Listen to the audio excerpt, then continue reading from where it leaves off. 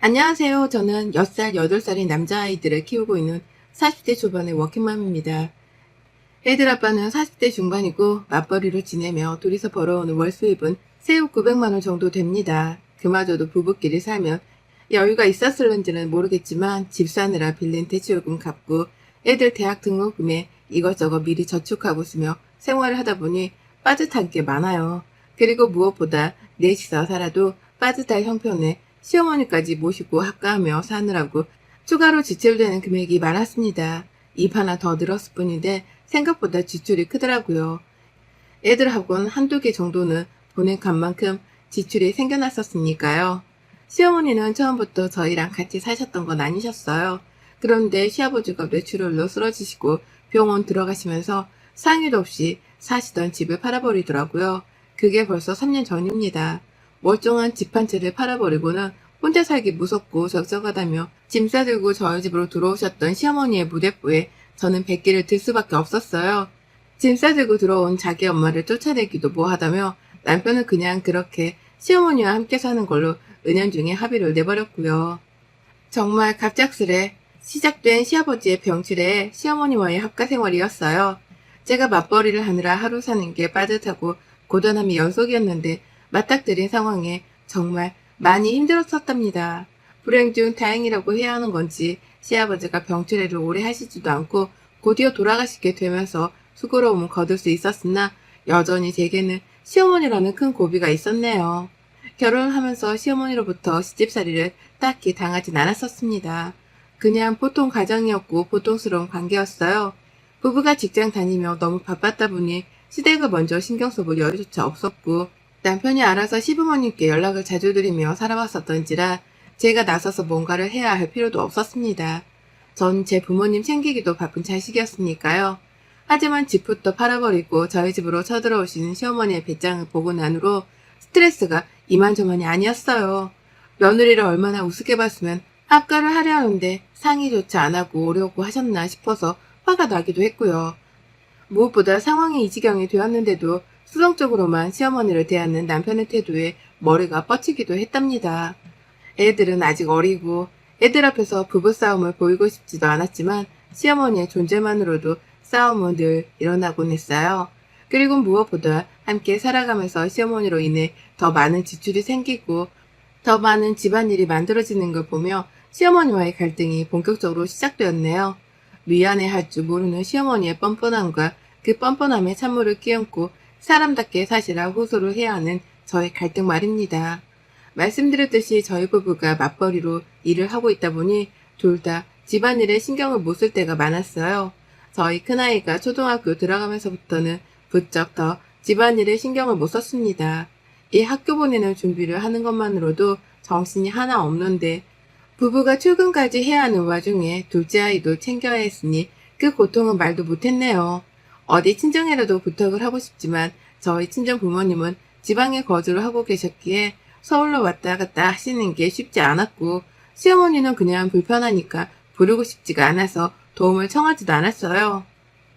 그렇다 보니 주말이 되면 온전히 침대 위에서 쉰다는 생각보다는 한 주 동안 미뤄왔던 집안일을 모조리 다 끝내버려야 한다는 사명감으로 보냈답니다. 몸이 힘들어 직접 요리를 하기보다 배달 음식을 시켜 때운 적도 많았어요. 집 주변 시장 같은 데를 가면 반찬도 많이 팔고 있어서 거기서 사다가 먹는 경우가 종종 있었고요. 이건 다 저희 부부가 너무 바빴으니까 어떻게든 숨 좀 쉬고 살려고 해본 저희 편의 생활이었습니다. 누가 대신 반찬을 만들어주는 것도 아니고 애들을 봐줄 것도 아닐 텐데 제가 어떻게든 조금이라도 더 편하게 지낼 수 있는 방법을 찾은 끝의 결과였어요. 하지만 시어머니가 학가를 하려고 쳐들어오시고 나서부터 이런 편의 생활은 모조리 다 끝이 나버렸습니다. 쫑이 나버린 거예요.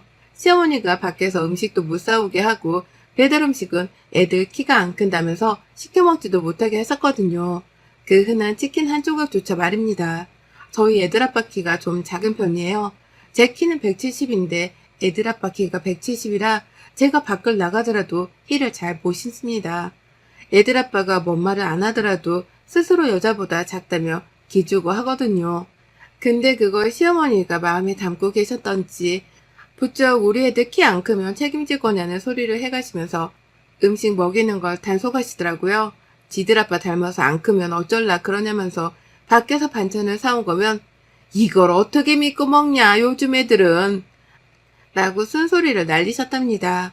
배달 음식은 애초에 시키려고 할 때부터 핸드폰 집어넣어라 집에서 밥해라 라고 하며 단속을 하신 바람에 배달 어플을 켜지도 못했고요. 그렇다고 시어머니가 직접 반찬이나 밥을 해주시는 건 또 아니었습니다. 밖에서 만들어진 음식을 믿지 못하겠다고 단속을 할 거면 집에서 노는 동안 요리라도 좀 해놓으시면 좋으련만 살림살이에 전혀 보탬을 주지 않으시더라고요. 그 흔한 계란말이조차 미리 만들어서는 제 일을 거들어주려는 노력조차 해주질 않으셨어요. 그러니 저는 입만 살아서 나불거리는 시어머니의 태도에 이미 진절머리가 날 대로 난 상태였답니다. 처음엔 이렇게 함께 살게 된 거 이왕이면 말싸움 없이 좀 잘 살아보자며 시어머니 말씀에 고분고분 받들기만 했었는데요. 아휴, 이게 참 갈수록 제 속을 뒤집어 놓더라고요. 어째 시어머니가 하는 말씀을 다 모아보면 애들 키가 안 자라는 건 핑계에 불과한 것 같았습니다. 그냥 저한테 일 하나 정도 더 시켜보겠다고 집에서 무조건 밥을 차리라며 때를 쓰는 걸로 밖에 보이질 않았네요. 학교 생활이 지속이 되면 될수록 애들 키 걱정하던 모습은 어디로 가고 그냥 저한테 밥을 해달라고 하시더라고요. 집에서 해먹는 게 최고라면서 돈을 아끼라고 말이죠. 누군 돈을 아끼고 싶지 않아서 밖에서 반찬을 사먹는 줄 아냐며 바빠 죽겠어서 시간이 없다고 말씀을 드리면 어머님은 그러더라고요. 세상에 얘는 너 혼자 키우냐? 왜 너 혼자 유별이냐? 라고 말이죠. 애초에 이해라는 걸 바라지도 않았지만 매번 꺼내는 말마다 제 빈정이 뚝 떨어지게 하는 말뿐이었습니다. 힘들지 않냐는 위로 한마디가 필요했을 뿐인 전 도대체 왜 이런 취급까지 받아가면서 시어머니를 모시고 살아야 하나 싶었죠. 그 바람에 남편과의 부부싸움도 유독 더 잦아졌고요. 그렇게 불편해 죽겠고 제발 좀 나가줬으면 하는 시어머니와의 합가 생활이 계속해서 이어져 갔어요. 그러는 사이 몇 가지 크고 작은 일이 있었는데요. 일단 제가 시어머니께 통보를 했었답니다.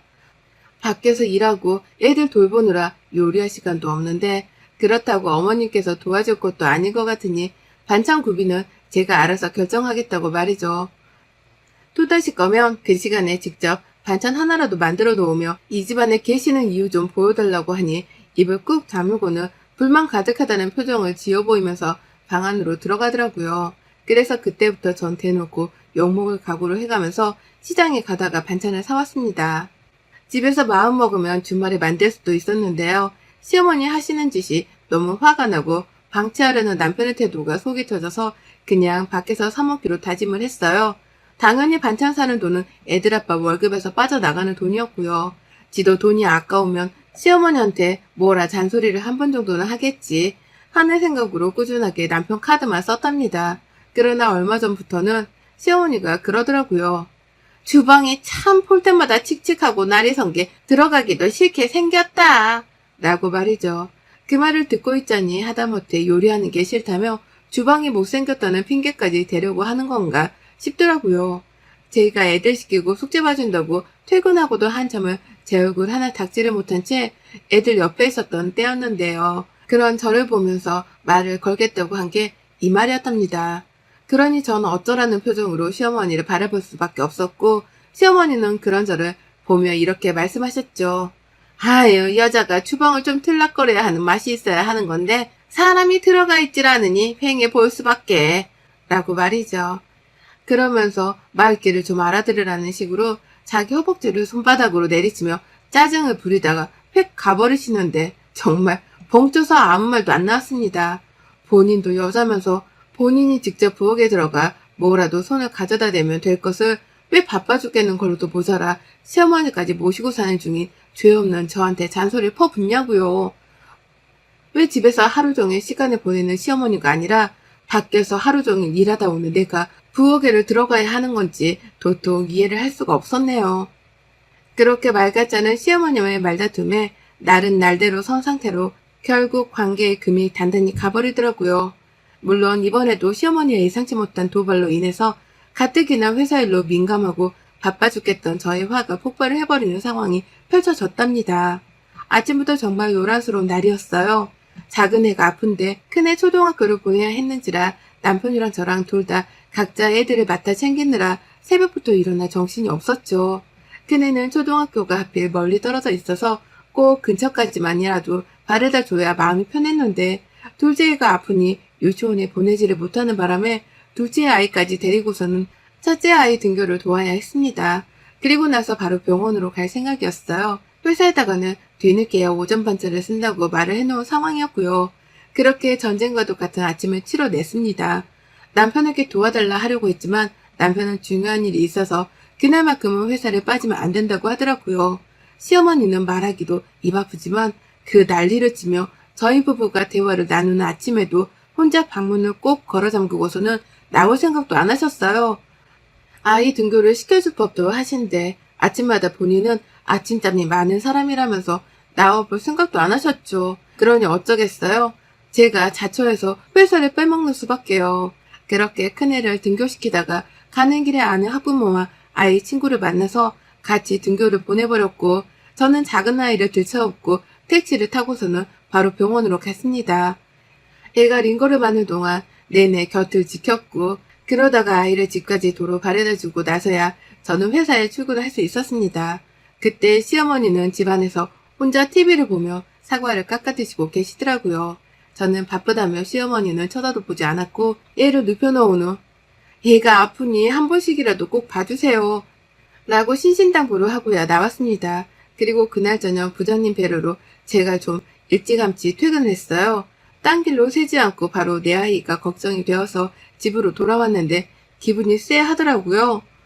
집으로 오는 길에 쓰레기장을 지나치는데 기분 탓인 건지 그냥 유난히 쓰레기 봉투가 많다며 시선이 한 번에 갔었거든요. 그리고서 집에 왔더니만 내 집 부엌이 텅 비어져 있는 겁니다. 말 그대로 부엌이 텅텅 비어져 있었어요. 당연히 시어머니가 아무것도 만들어 놓지 않았을 거란 생각을 했기에 아픈 작은 애한테 죽이라도 끓여주려고 곧장 부엌으로 갔는데요. 그 무슨 미니멀리즘을 한다는 미니멀 유튜브에 부엌과도 다름이 없었을 정도로 아무것도 남아있질 않더라고요. 제가 무소유를 실천하는 사람도 아니고 미니멀리즘엔 더더욱 관심도 없는 사람인데 제가 봐도 너무하다 싶을 정도로 냄비 하나 남아져 있질 않았습니다. 싱크대 위에 선반이 있으면 그 위에 밥 해 먹을 때 쓰는 냄비가 있어야 하거든요.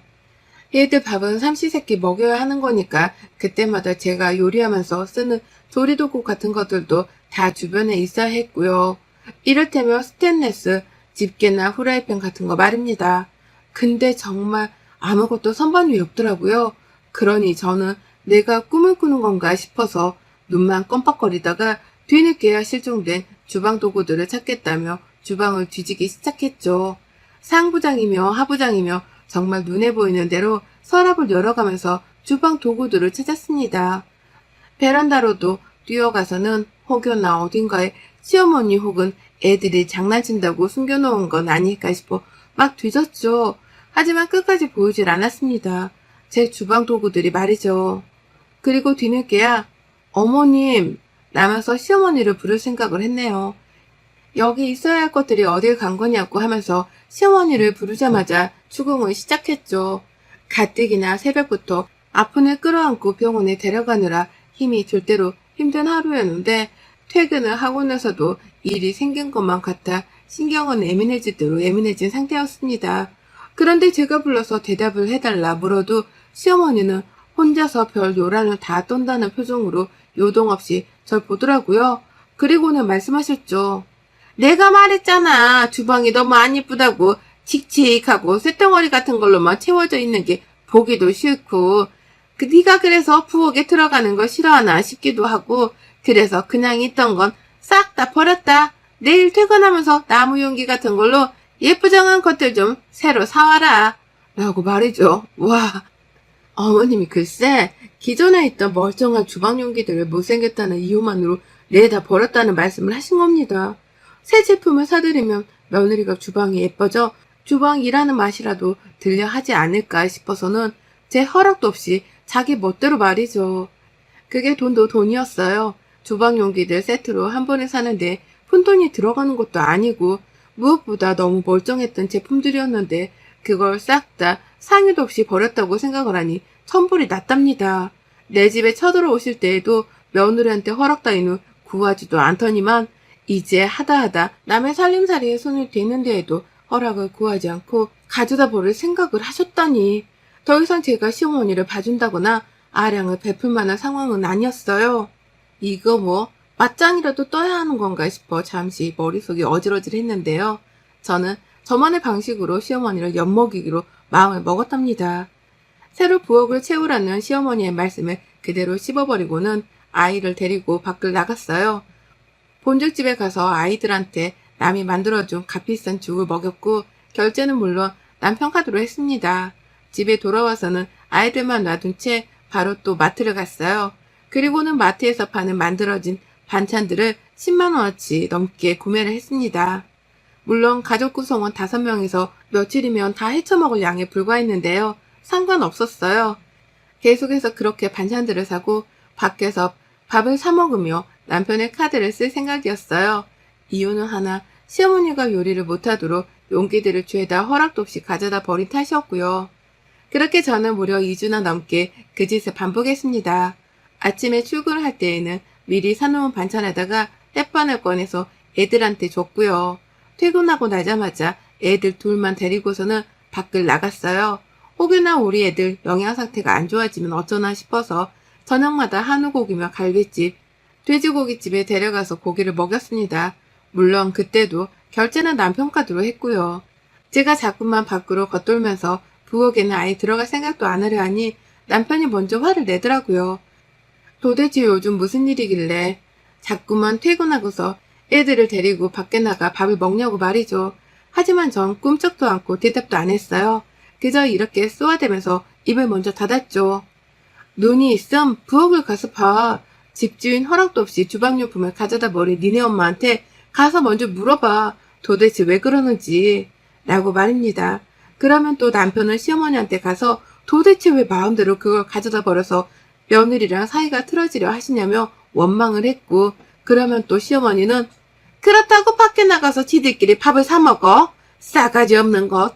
라고 하면서 남편에게 제 욕을 날렸답니다. 그리고 배가 고픈지 혼자 냉장고도 자주 뒤졌고 사놓은 반찬이 떨어졌기라도 하면 어쩔 줄을 몰라 하셨어요. 깔아놓은 배달앱도 없고 사용할 줄도 모르는 건 당연하고 그렇다고 며느리한테 밥을 차려달라 할 수도 없는 노릇이니 혼자 궁핍스러워 하셨죠. 밖에서 사 먹는 거 몸에 안 좋을 거라고 그렇게 며느리 앞에서 홍군형을 냈던 과거가 있는지라 차마 체면이 안 서는 건지 끝까지 밖에 나가 음식을 사 드시려고는 하지 않으셨답니다. 정확히는 모르겠지만 적어도 제가 출근을 안 하고 집에 있는 동안은 시어머니는 밥을 제대로 드시지 못하셨어요. 제가 출근하고 나서야 편의점에라도 가서 컵라면을 드셨을지는 아무도 알 수 없었으나 적어도 제가 집에 있는 동안 시어머니는 쫄쫄 굶으셨답니다. 본인도 자존심이 있어서는 먼저 배고프단 말을 안 하셨고요. 그렇게 전 2주가 넘던 그 시간 동안 애들만 데리고서는 우리 셋이서 입호강을 했어요. 날짜별로 다른 고깃집을 다니고 이색 음식을 사 먹으면서 남편 돈을 썼고요.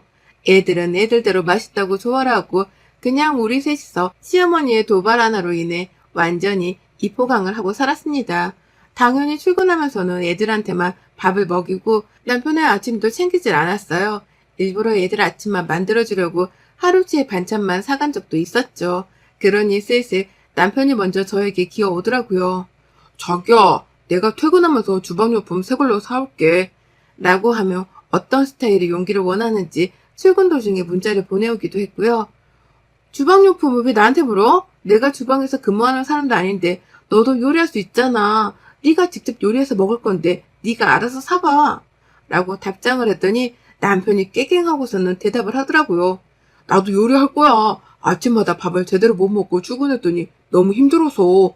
이제라도 내가 아침은 차릴 테니까 뭐 화난 거 있으면 이제 다 풀자, 응? 정확히 이렇게 말을 하면서 저한테 화를 가라앉히라 애원을 했답니다. 본인이 아침은 직접 차릴 수 있다고 제 말에 다 동의를 하니까 이제는 더 이상 밥 가지고 서로 투쟁을 하지 말자고 말이죠. 그러면서 마지막에 은근슬쩍 대답하더라고요. 그리고 당신 지난 몇 주 동안 밖에 나가 저녁 사 먹는다고 돈을 얼마나 쓴 줄 알아? 우리 둘 다 월급쟁이고 언제 퇴직할지도 모르는데 그렇게 돈 쓰는 건 아니잖아? 라고 말입니다. 그래서 제가 바로 전화를 걸어서 말을 해줬어요. 너 말 한번 잘했다. 우리 둘 다 월급쟁이고 언제 퇴직할지도 모르는데 그런 형편인 거 뻔히 하면서 니네 엄마를 내 허락도 없이 데려온 건 아니잖아. 내가 니네 엄마 노후까지 책임져야 해? 니네 엄마 노후까지 책임지고 살고 싶음? 이제 너 혼자 살면서 너 혼자 효도하고 살아. 가짜는 효자 노를 내 앞에서 그만하고 라고 말이죠. 그리고는 최후 통보를 했네요. 시어머니가 내 집에서 나가실 때까지 네 카드를 계속 쓸 거라고 말이죠. 시어머니가 갑자기 나가시는 게 힘드시다면 봐주기는 할 건데 제발 내 집에서 얹혀 사는 미안함이라도 보이게 하라고 말입니다. 요리를 하든 애들 등원 등교를 도와주든 뭐든 좀 사람 구실 좀 하고 살라고 남편한테 따져 물었어요. 노인네가 나이 들어 염치 없는 걸도 모자라 행동 하나하나가 어쩜 그리 파렴치하냐며 말이죠. 주방 용기도 버린 사람이 도로 사놓게 하라면서 네가 결제하면 내 손에 죽을 줄 알아? 라고 악담을 퍼부었습니다. 그러니 남편도 아차 싶었나 보더라고요. 자기 엄마가 사람 구실 못하고 사는 것 정도는 본인도 익히 알고 있었는데 제가 화풀 생각을 안 하니 말이죠. 이러다 꼼짝없이 이혼당해서 자기 혼자 시어머니를 모시고 살아야 할지 모른다는 상상까지 해버린 건지 그날 남편은 좀 달랐습니다. 제가 퇴근을 하고 집에 왔더니 남편은 먼저 도착해서는 배달 음식을 시켜놨더라고요. 제가 좋아하는 자장면에 탕수육을 말이죠. 그러면서 자기가 미리 장을 봐놨다면서 냉장고에 식재료를 한가득인 것도 보여주는데 옆에서 시어머니가 튀어나왔어요. 내가 앞으로 요리는 다 하려니까 너는 내가 해주는 거 먹기만 해라. 라고 하면서 본인이 이 식재료들로 요리를 할 사람이라는 걸 소개하더라고요. 내 집에 쳐들어온 이래 부엌에 가서 국자 한번 들어본 적이 없던 양반이 이제 와서 2주 넘게 밥을 못 얻어먹고 나서야 통달을 하셨던 겁니다. 그렇게 사먹는 반찬이 별로라고 말하시던 양반이었는데 갑자기 내가 정 만들기 힘들면 밖에서라도 반찬을 꼭 구비해 놓으려니까 걱정 말고 라면서 스스로 기어 제 기분을 맞추려 하셨답니다. 세상 미안해 죽겠는 어린 양 마냥 옆에 와서 남편의 말에 조곤조곤 거들어가면서 자기가 요리를 할 거라는 걸 몇 번이고 어필했어요. 그러니 나가서 아드카드 쓰며 사먹는 것도 그만하라고 땅바닥을 쳐다보고 말씀하셨죠. 그거를 보고 있자니 시어머니가 먼저 백기를 들었다는 사실이 와 닿았습니다. 오죽했음 저 자존심 강하고 콧대 없던 시어머니가 바닥을 쳐다보며 자기가 요리를 하겠다 나부를 떨어댈까 싶더라고요. 퇴근을 하자마자 시어머니한테 태도를 똑바로 하라고 닥달을 해줬을 남편의 성의도 상상이 되어 내심 흐뭇했고요. 왜 진작 이렇게 기어서 내 비위를 맞춰주려 하질 않았나 싶어 시어머니께는 새삼 뒤끝이 발동을 하려 했지만 저도 우리 남편 월급 모으는 걱정은 해야 하는 처지였기에 그쯤에서 외식 혈전은 그만두기로 했답니다. 그리고는 어머님이 요리를 하실 거라는 말에 몇 번이고 말도장을 찍으며 확인을 했고요. 그때부터 지금껏 저희 집안의 부엌 풍경은 제법 바뀌었답니다. 시어머니가 집안의 요리를 완전히 떠맡게 되었거든요. 남편은 애들 등원에 등교를 도와주고 저는 그냥 퇴근해서 애들 밥 먹는 거 돕고 숙제하는 것만 도와가며 전보다 훨 덜 바쁘게 살고 있답니다. 저 이제서야 좀 두 다리 뻗고 몸 편하게 살고 있어요. 시어머니는 내 도우미 아주머니에 불과하다고 꾸준히 취급을 하면서 밥을 얻어먹기만 하는 중이고요. 혹시라도 어머님이 또 게으름을 피우실까 싶어서 여태껏 저는 남편의 카드를 핸드폰 케이스 안에 챙기고 다니는 중이랍니다. 언제든지 애들 불러다 밖에서 우리 새끼리만 외식을 하며 돈을 쓸 준비태세를 갖추기 위해서요. 또 내 속 뒤틀리게 하면 한우집에라도 당장 가 고기를 털어 먹을 겁니다. 여러분의 생각은 댓글로 남겨주세요. 오늘도 시청해주셔서 정말 감사합니다.